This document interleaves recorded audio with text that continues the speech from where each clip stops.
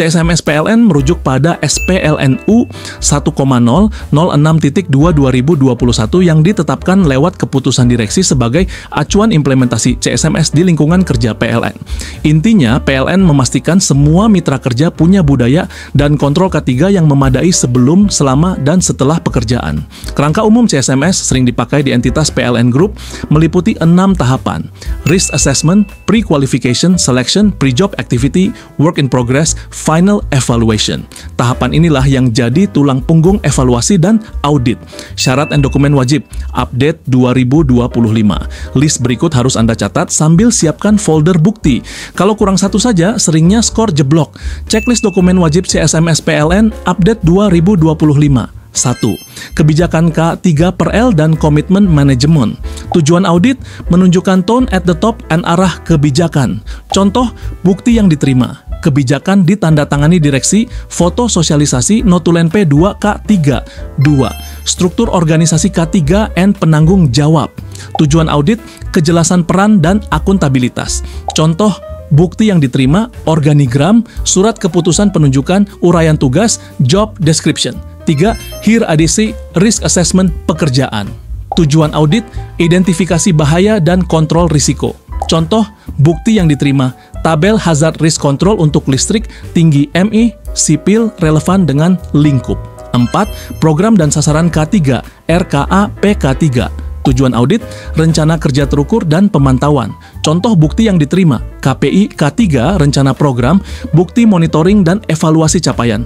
5. Prosedur izin kerja, work permit, and LOTO. Tujuan audit, kontrol pekerjaan kritis and isolasi energi. Contoh bukti yang diterima, form izin kerja, SOP LOTO, bukti penerapan di lapangan, foto, log, 6JSI/job safety analysis. Tujuan audit, kontrol risiko pertugas aktivitas.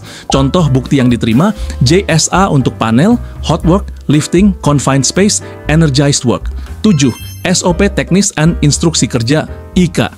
Tujuan audit, standarisasi eksekusi dan kualitas. Contoh bukti yang diterima, SOP pemasangan panel, pengujian, prosedur energized work, jika ada. 8. Pelatihan dan kompetensi personel. Tujuan audit, kompetensi sesuai peran kritikal. Contoh bukti yang diterima, sertifikat AK3, operator, scaffolder, rigger, daftar hadir pelatihan. 9. Sertifikasi sistem ISO 45001, SMK 3PP 50/2012. Tujuan audit, maturitas sistem manajemen K3. Contoh bukti yang diterima, sertifikat berlaku plus ruang lingkup yang relevan dengan pekerjaan. 10. BPJS Ketenagakerjaan dan Asuransi. Tujuan audit, perlindungan dan kepatuhan ketenagakerjaan. Contoh bukti yang diterima, kartu aktif, bukti iuran, polis asuransi kecelakaan kerja yang masih berlaku. 11. Inspeksi audit internal and tindak lanjut. Tujuan audit, perbaikan berkelanjutan, continuous improvement. Contoh bukti yang diterima, laporan inspeksi audit, daftar temuan, bukti corrective and preventive action.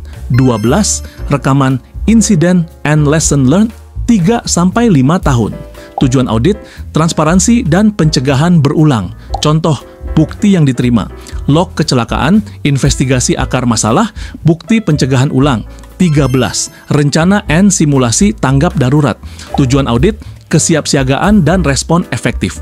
Contoh bukti yang diterima, peta evakuasi, daftar P3K, foto simulasi, hasil evaluasi perbaikan. 14.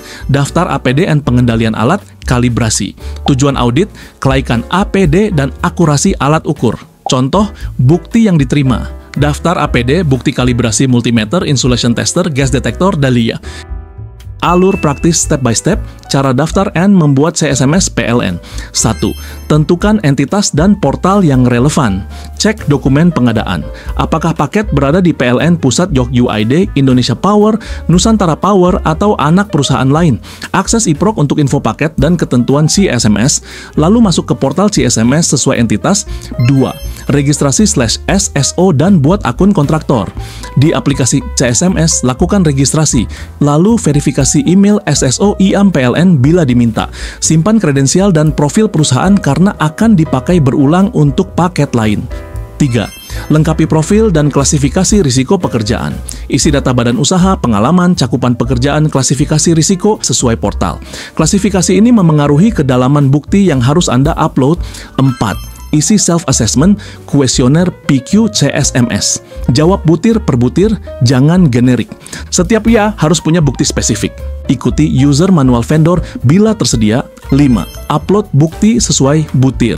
Gunakan penamaan file yang jelas. Butir kode, nama bukti, tanggal.pdf. Pastikan dokumen valid, ditandatangani, dan berlaku. 6. Kirim pengajuan and pantau verifikasi. Setelah submit, tim verifikator akan menilai kelengkapan dan kesesuaian. Pada beberapa dokumen PLN yang beredar, ambang kelulusan acapkali ditampilkan, walaupun ketentuan final dapat berbeda per entitas per paket.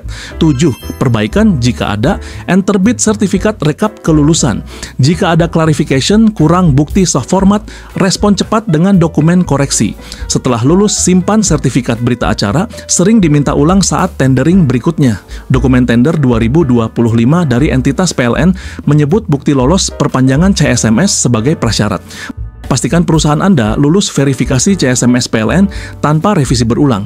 Dapatkan pendampingan langsung dari tim ahli BSU konsultan.